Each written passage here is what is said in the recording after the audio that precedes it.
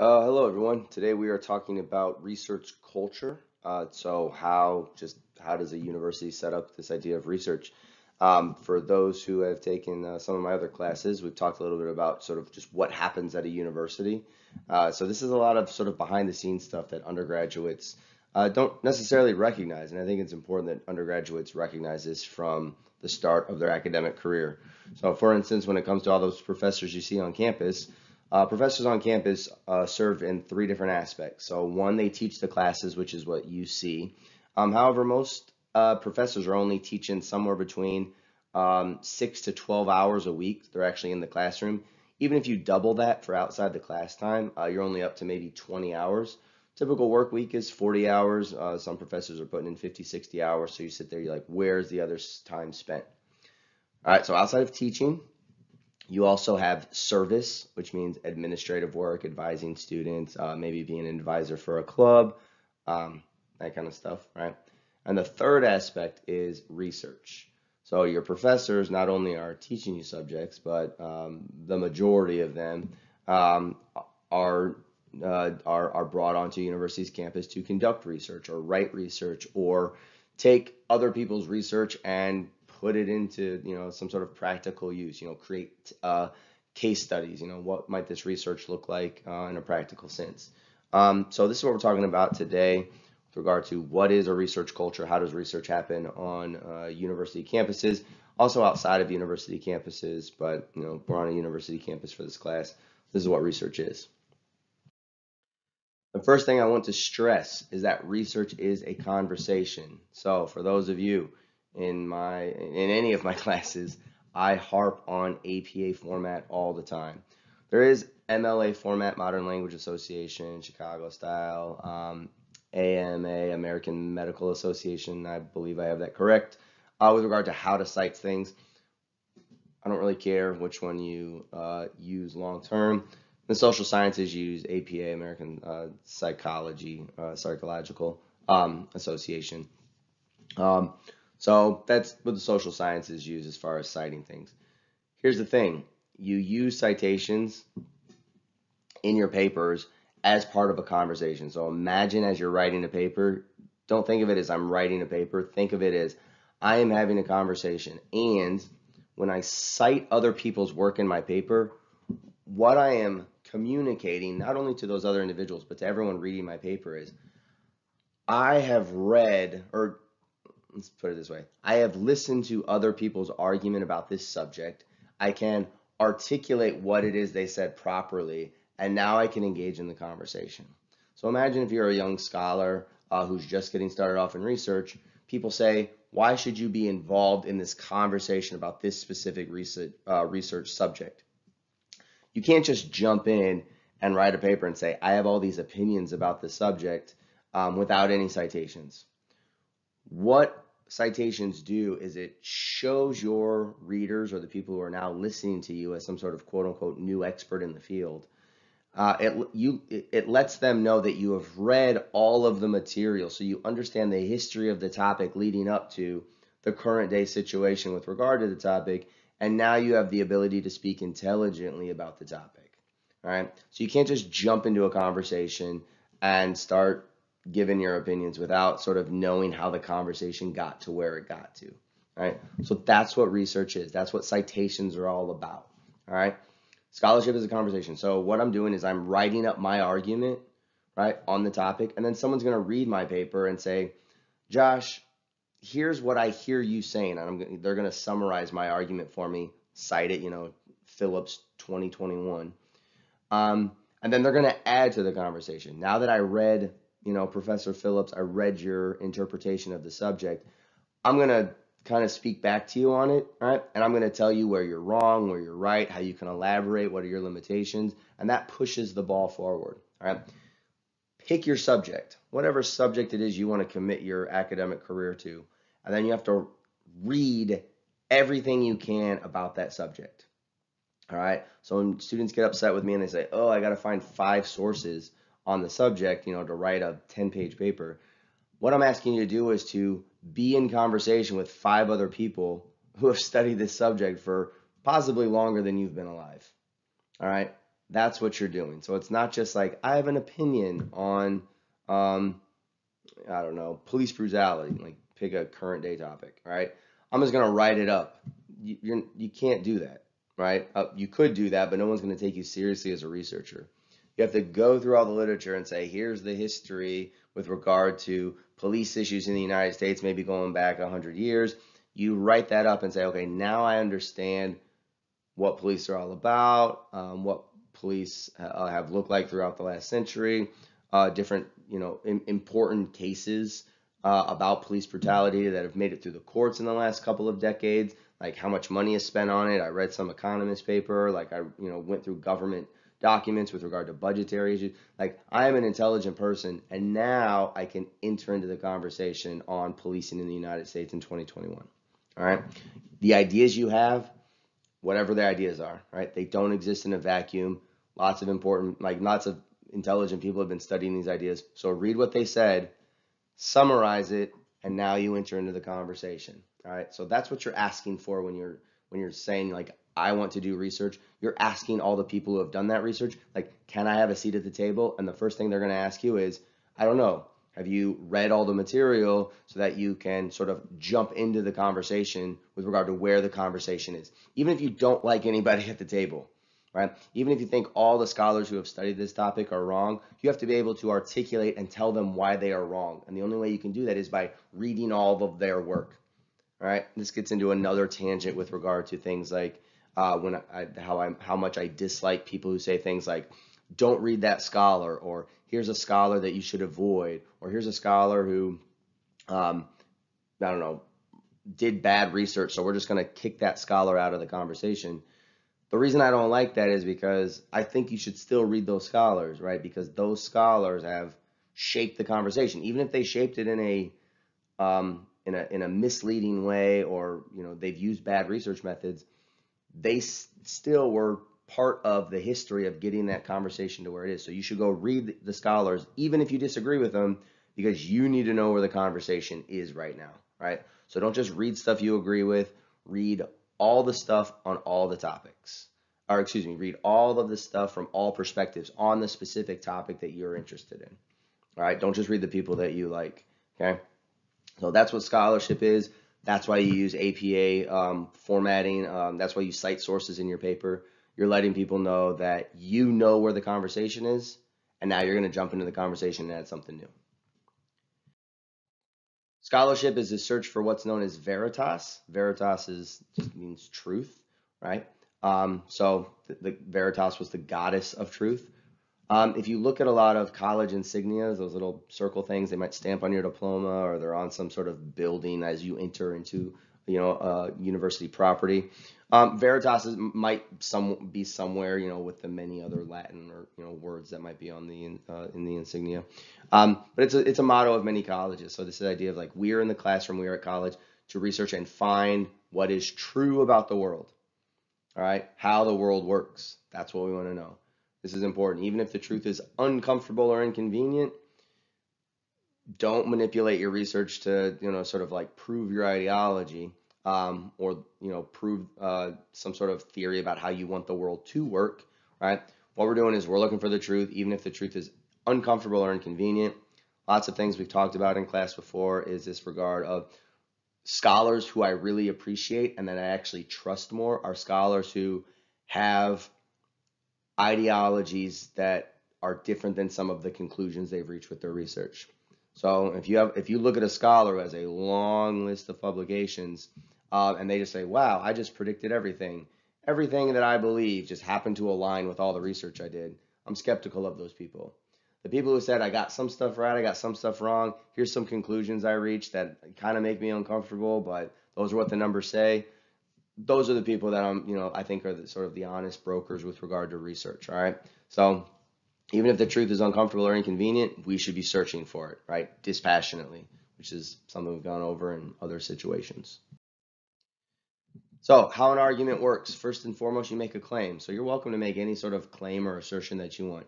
Here's an idea that I have. I want to go out and I want to test it, see if there's support for it. We've talked a little bit about this idea between the difference between support and truth.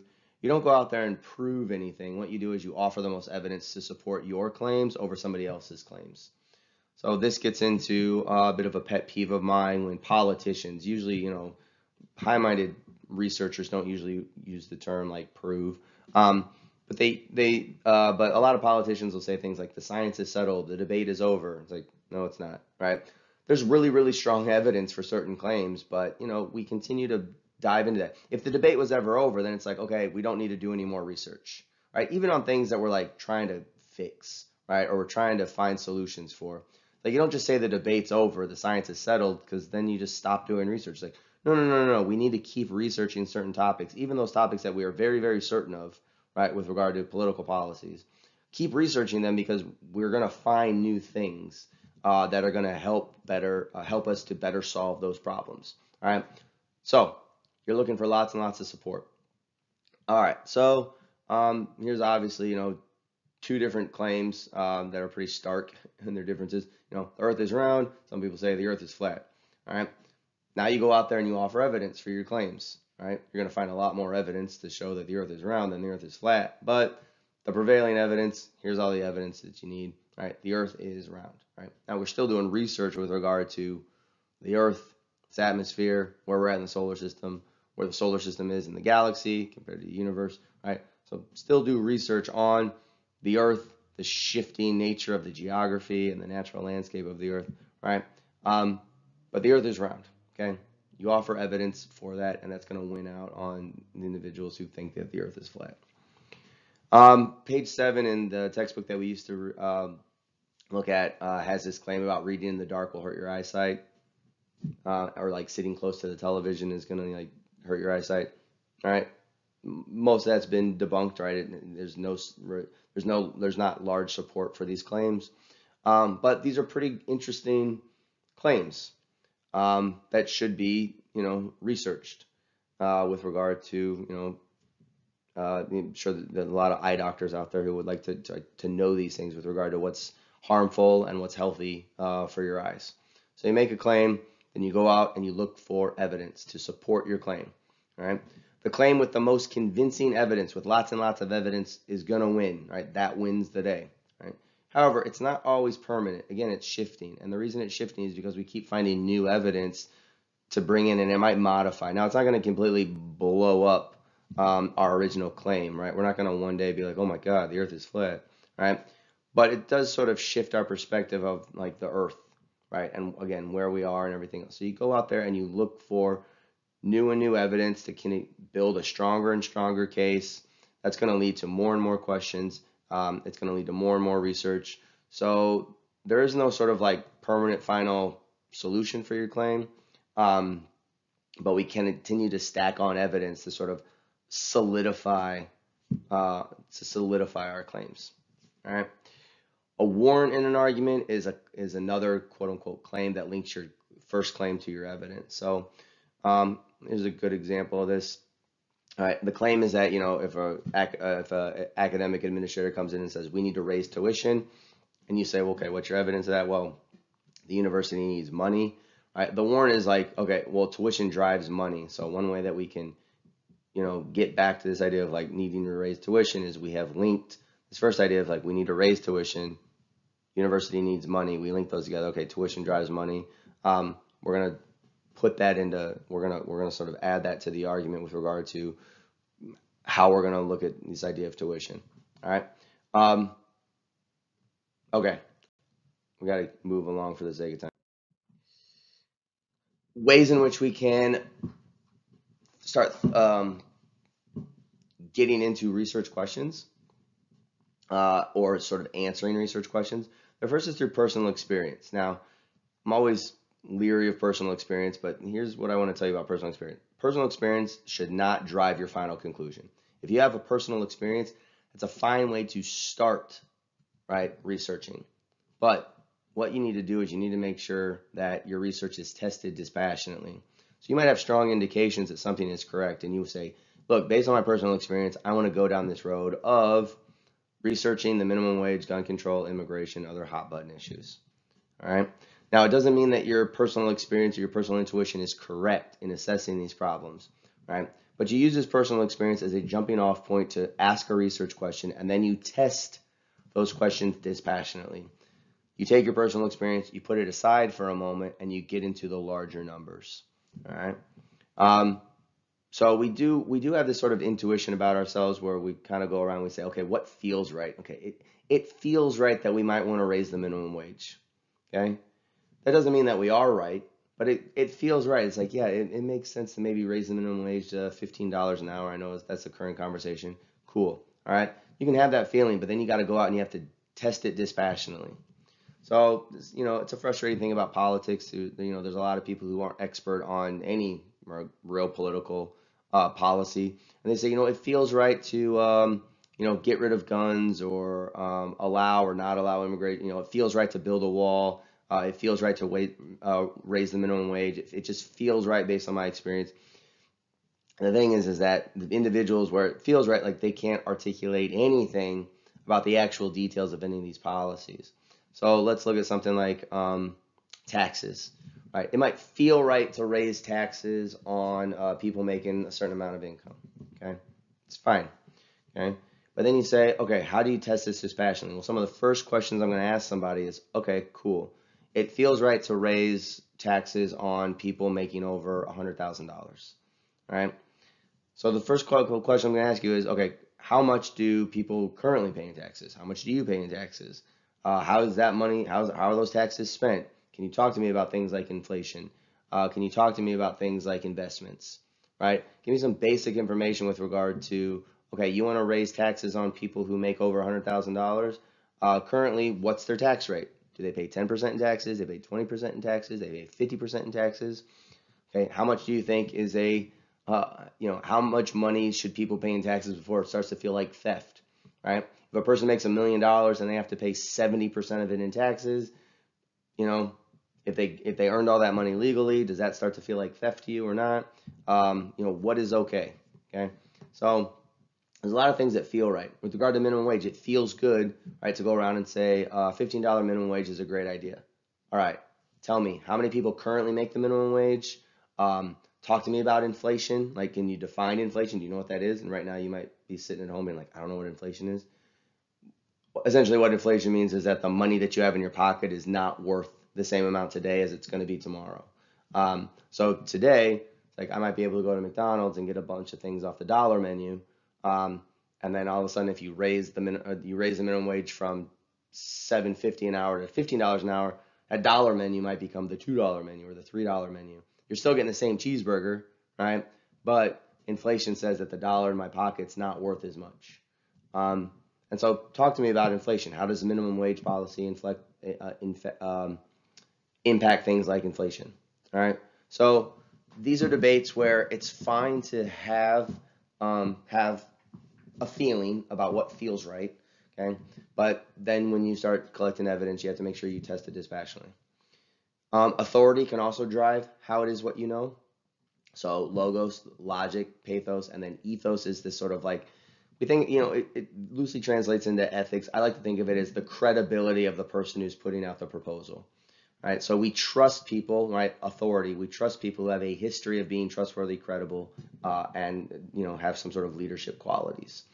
So we trust people in positions of authority as long as they have a record of, showing that they're trustworthy, right? So this is how we know some things. So you might have a favorite journalist or a favorite news station that you watch.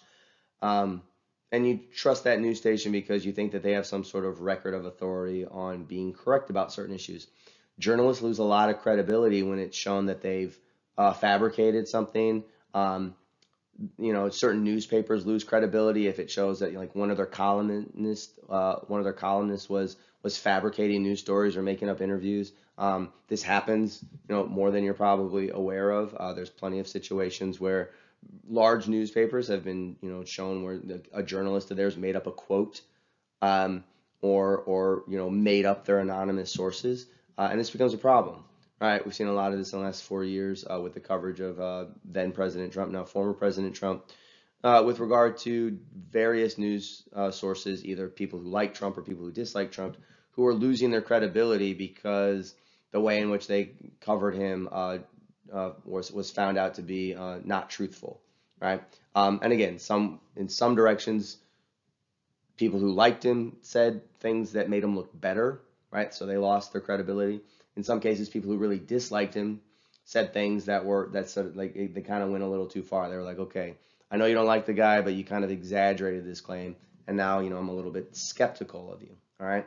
So we get some of our stuff from authority. We just have to make sure that those people remain trustworthy. Sometimes we know things based on tradition, customs, and faith. So we sort of fall into these cultural patterns of we've always done things this way, so we're going to continue to do things this way because that's the sort of tradition. So sometimes this falls into things like a gender norm. So if you grow up and you say, look, I grew up in a world where women have always been in charge of like taking care of the kids, especially up until the point the kids go to kindergarten, let's say. So if mom and dad both have a job, I live in a tradition where mom stops working for 5 years until the kids go off to school. That's one way in which we sort of learn gender norms. Now, we obviously push back on certain gender norms. This would be an example of one that's pushed back upon. However, when we're trying to figure out how to operate within the world, one of the things we do is we look towards tradition. And again, some of those traditions can be bad, and we might want to overturn some of these customs.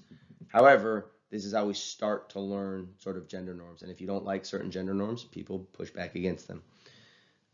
With regard to customs, cultures argue about what cultures, some cultures do things differently than other cultures.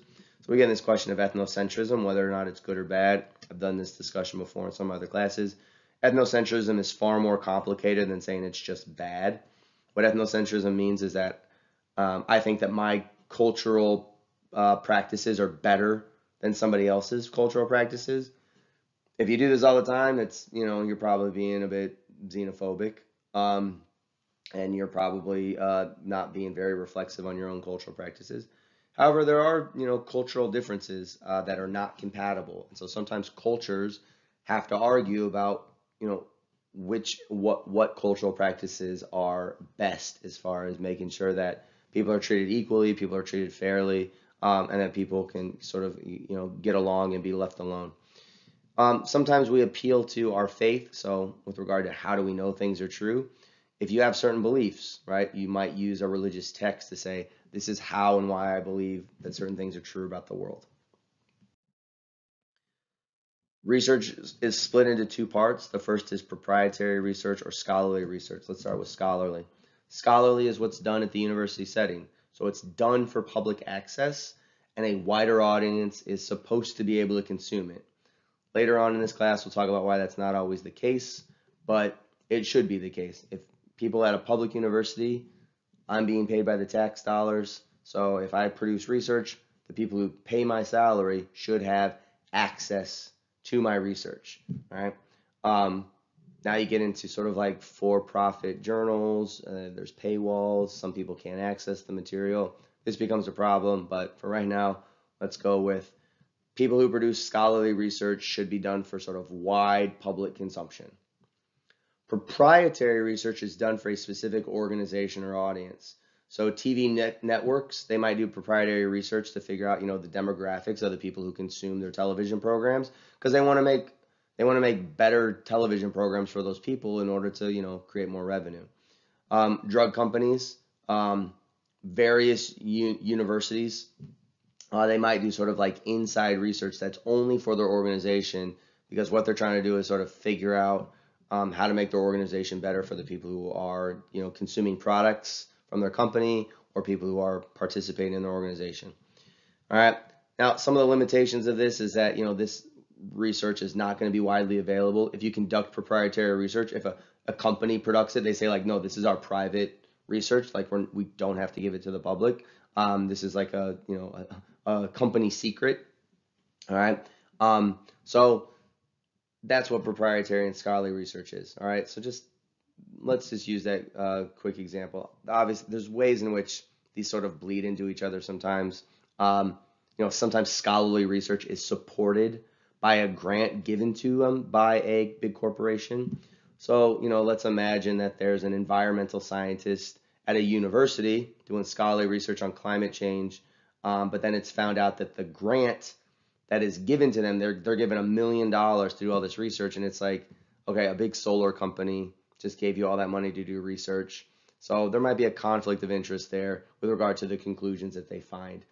Some of this stuff was happening back in the 60s and 70s, and with regard to tobacco companies, scholarly research was trying to figure out, like, does tobacco, does cigarette smoking, like, does it lead to cancer? Then they find out it should be just like dispassionate, but then you find out that some big company, some like cigarette company, is giving money to college professors to say, like, yeah, go and do your research, but quietly, make sure you find results that help us out because we just gave you a whole lot of money. So this can be a conflict of interest. So they're not always separate. They should be separate, but unfortunately they're not. They're not always separate. With regard to how research breaks down into different categories, there's physical sciences on university campuses, which are studying the natural world. Think of biology, chemistry departments. There's the humanities, which what we're in. This is this studies human achievement, really, sort of like the history of humanity. So you are studying, cultural trends throughout the centuries, artwork, literature. What are the common themes throughout the centuries that humans have gravitated towards? How have humans interacted with each other from diverse and different backgrounds? All right, this is what the humanities is really studying. They're trying to figure out, is there something that we can learn about the human experience in 2021, from a book that was written 1,000 years ago, right? Or some piece of art that was created 2,000 years ago. We're having these sort of intercultural conflicts today. What sort of intercultural conflicts did we have in the past, and what can we learn from them? All right, this is what the humanities is studying. All right, social sciences are very similar to the humanities, and there's overlay there, right? They're studying human behavior. So you get into like a sociology department. They're going around, they're walking around neighborhoods trying to figure out, how are these humans interacting with each other?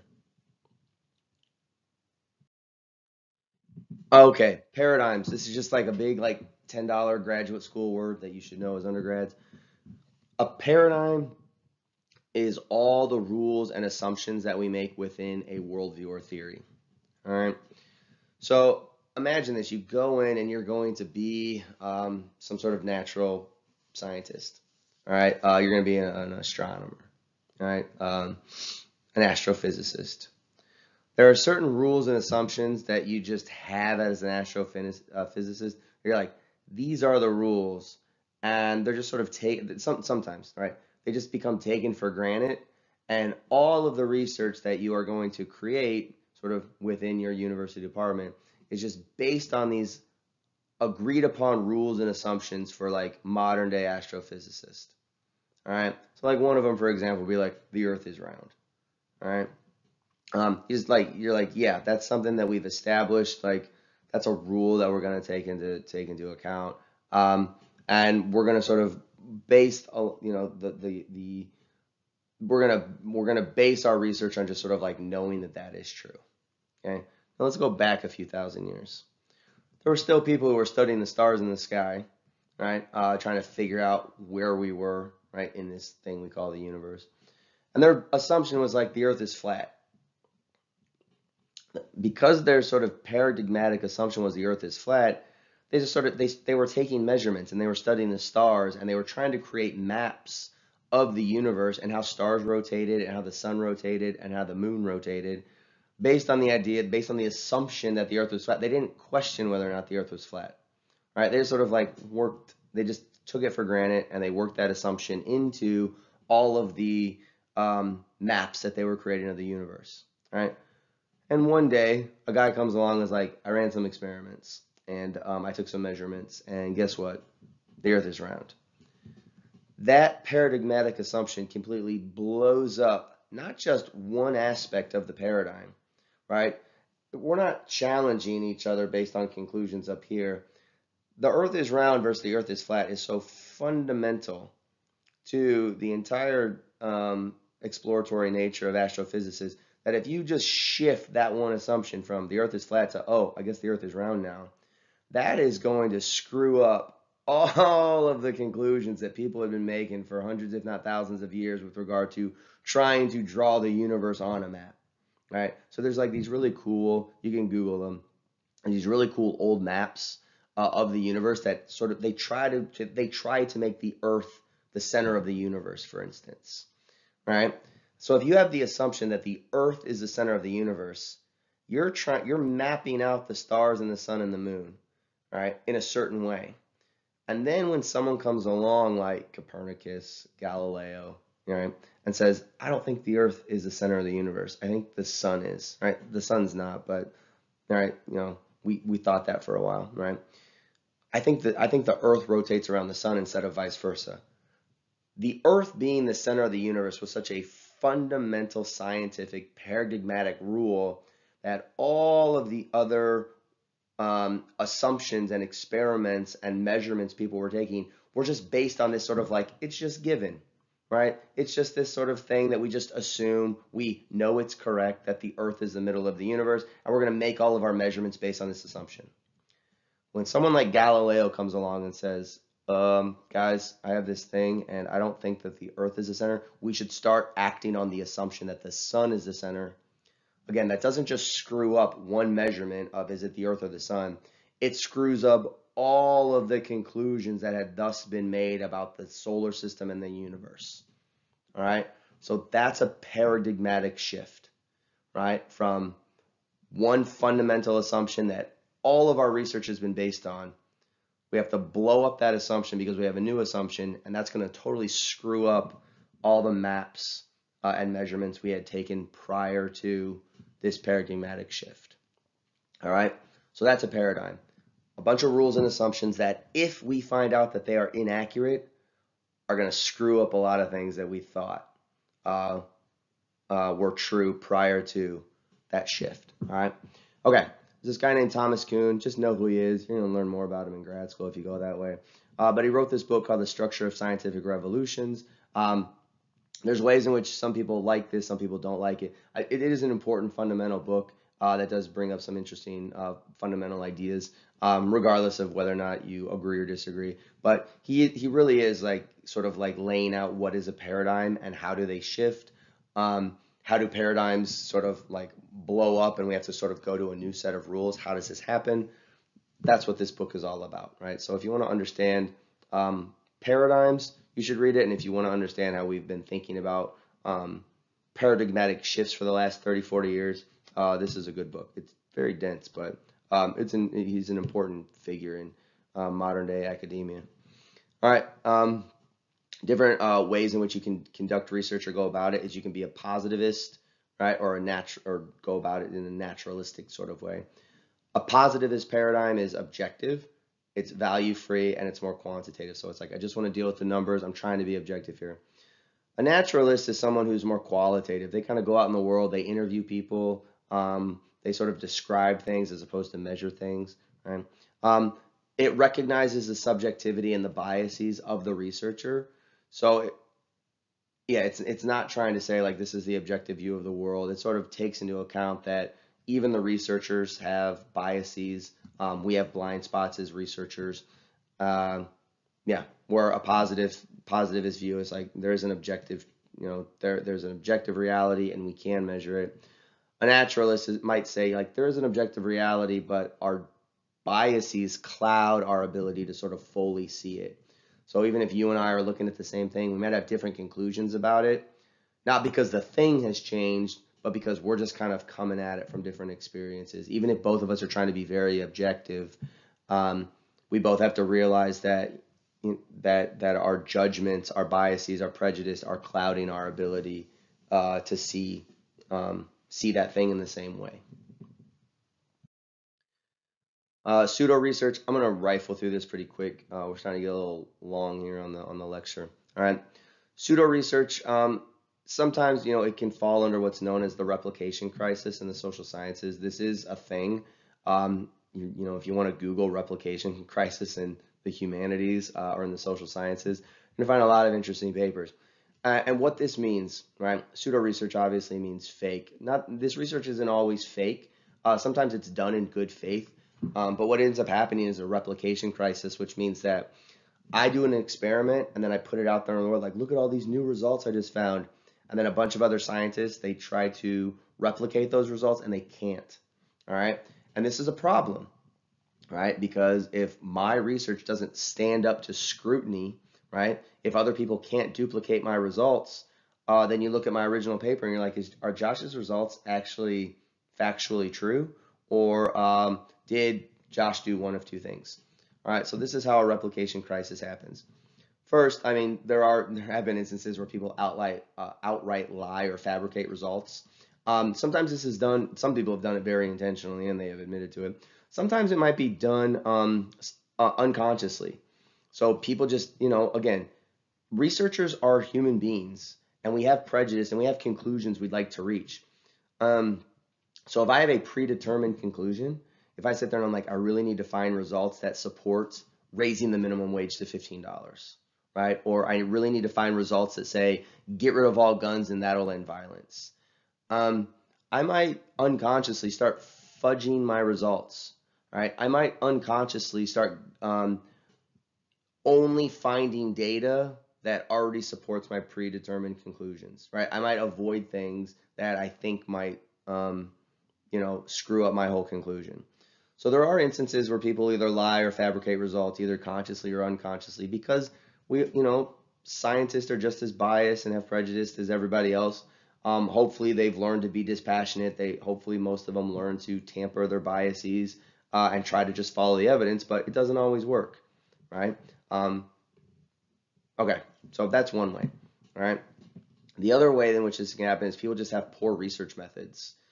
So they overstep their boundaries with regard to what is actually true about the situation. So poor research methods, some of my other classes we've talked about, because university research, because a lot of research happens on university campuses, right? I'm a professor. If I'm doing research, it happens on a university campus.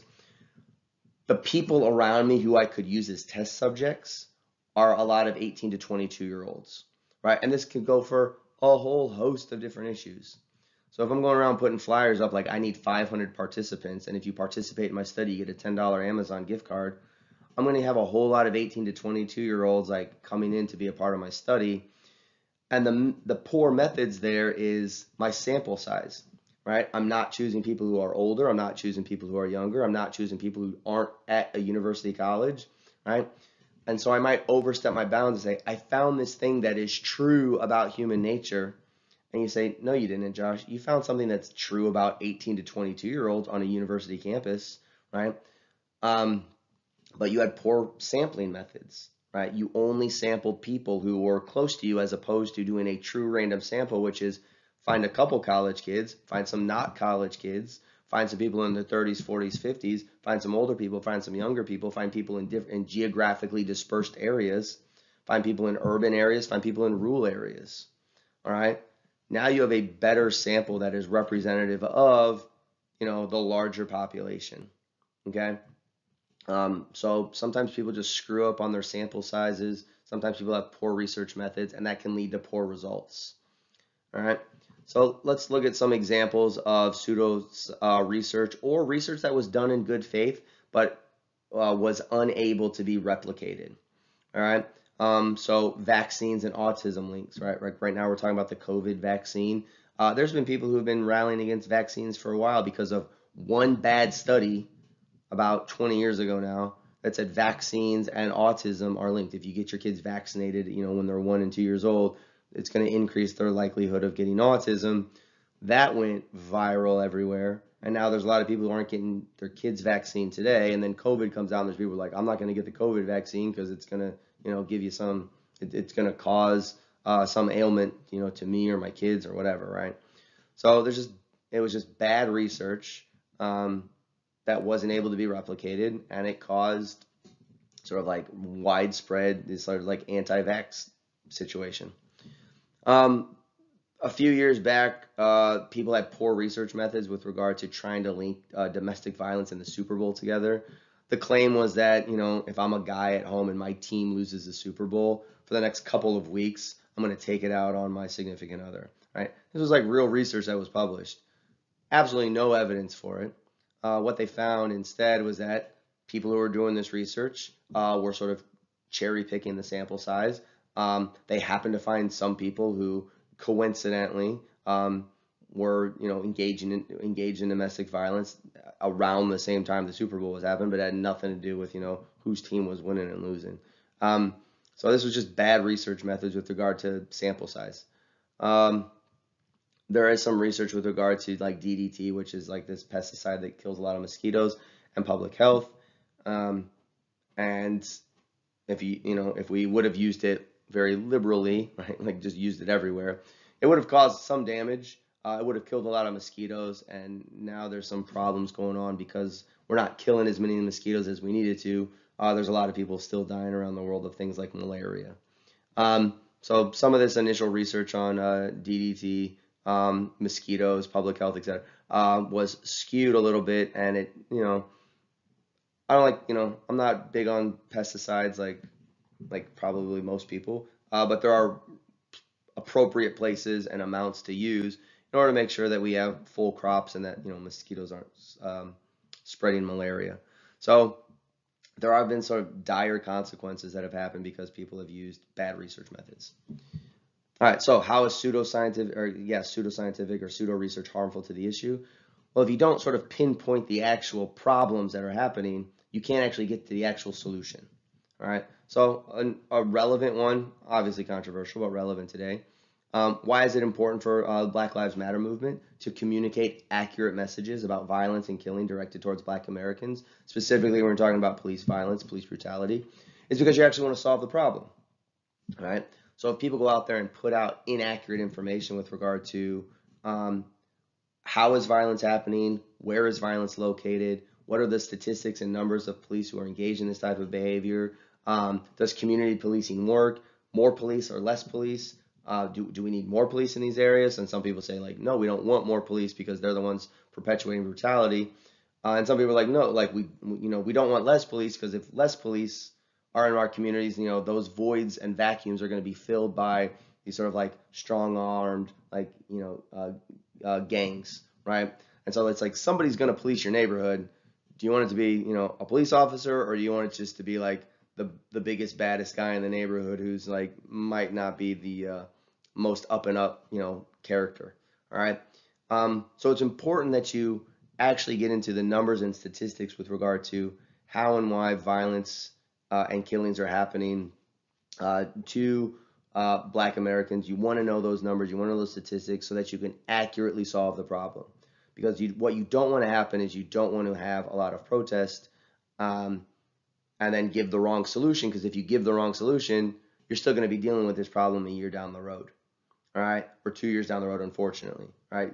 So in order to successfully mitigate the problem, you need to accurately assess the problem through solid research with good methods, where you take all your emotions and all of your feelings and you say, look, I have feelings about this, but I can't let those cloud my judgment with regard to what is actually happening. So let's talk about what's actually happening so we can get to good solutions for that problem. Excuse me. All right, a good example of this that we have seen kind of play out most of the way now is some of the early research on HIV and AIDS when it was coming up, specifically in the 1980s. And there was a lot of bad research and bad methods that happened that prolonged the problem and made it more difficult for the people who needed help and needed funding and needed treatments for HIV and AIDS. It made it harder for them to get the funding necessary. And again, a lot of this was done out of good intention. Obviously, there's a lot of stigma with regard to mostly gay men with regard to the AIDS crisis in the 1980s. Plenty of stigma was going around just for being a gay person in general. And so a lot of people were trying to do the best they could to make sure that the larger population was helping a smaller population that was greatly stigmatized. All right. However, a lot of bad research got done, and it did not help the situation. So let me run through a quick timeline of this.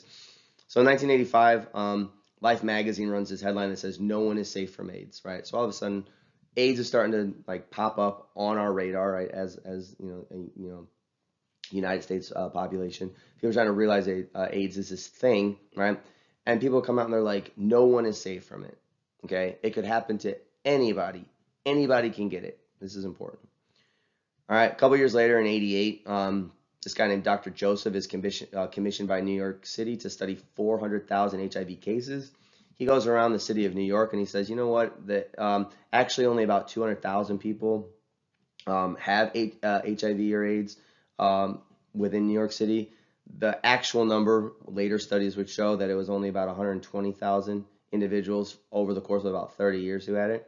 However, Dr. Joseph is trying to accurately figure out, like, what are the numbers? Because if I have the numbers correct, I can figure out how to best target this situation.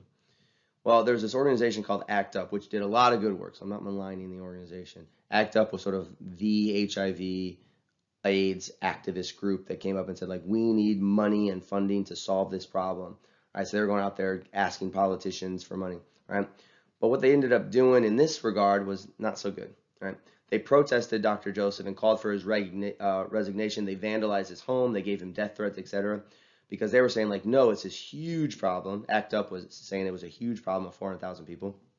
And Joseph is like, no, it's only about 200,000 people, so we just need to be a little bit more careful on these numbers because having accurate numbers is important for later on when we're talking about funding and treatment and targeted response. We need to know where the people are who are most vulnerable, how many there are, so we can accurately deploy resources. However, his research went against this sort of, larger narrative that wasn't research, right? But it's a narrative about it. And because of this, he got death threats, right? So again, we're not accurately assessing the information yet, okay? In 1990, Oprah had some people on, Masters and Johnson, who were these researchers.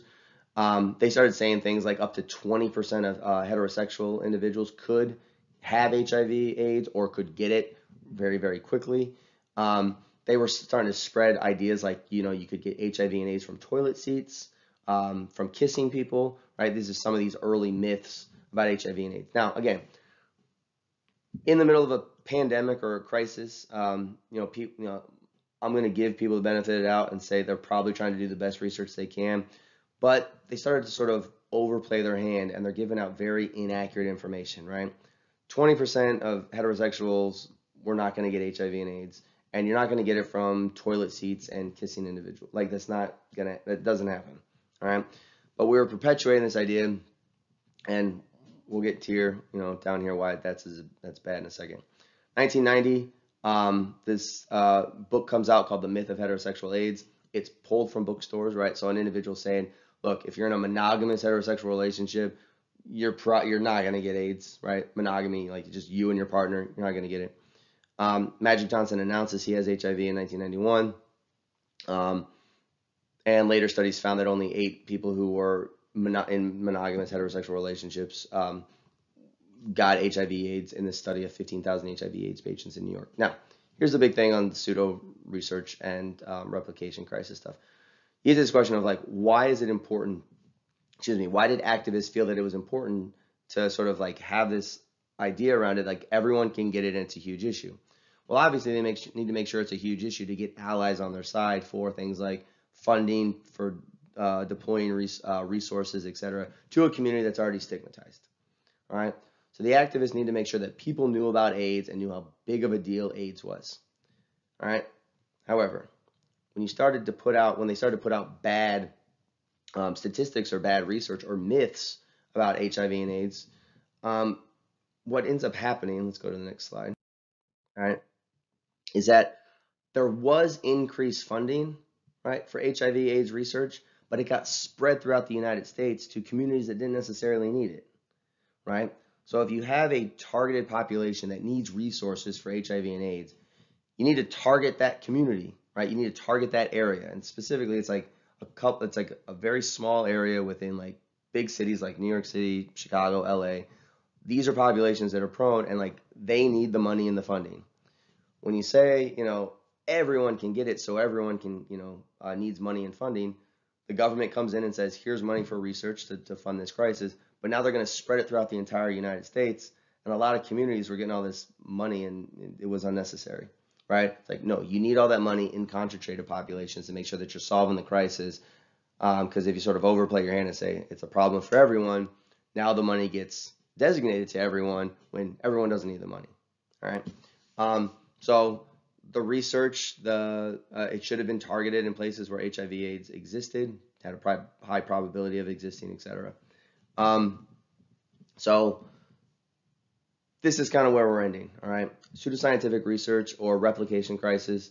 Make sure that you are focused in on the scope of what is the problem, who is affected by the problem, what do your research methods actually show with regard to the problem. You don't want to go outside the scope of your study. So if you're doing a study on smoking and you're only recruiting 18 to 22-year-old students, you want to make sure that when you write up the paper, you talk about my research only, is relevant to 18 to 22-year-old college students with regard to smoking habits. It doesn't affect everyone with regard to smoking habits, right? Because you don't want people to think that it goes all over the place. Same thing is true with HIV/AIDS research. It's like, I want to make sure that I'm telling you who has AIDS, where it's at, because when I'm going to start asking for funding or solutions, I need all my funding and solutions to go to those specific areas.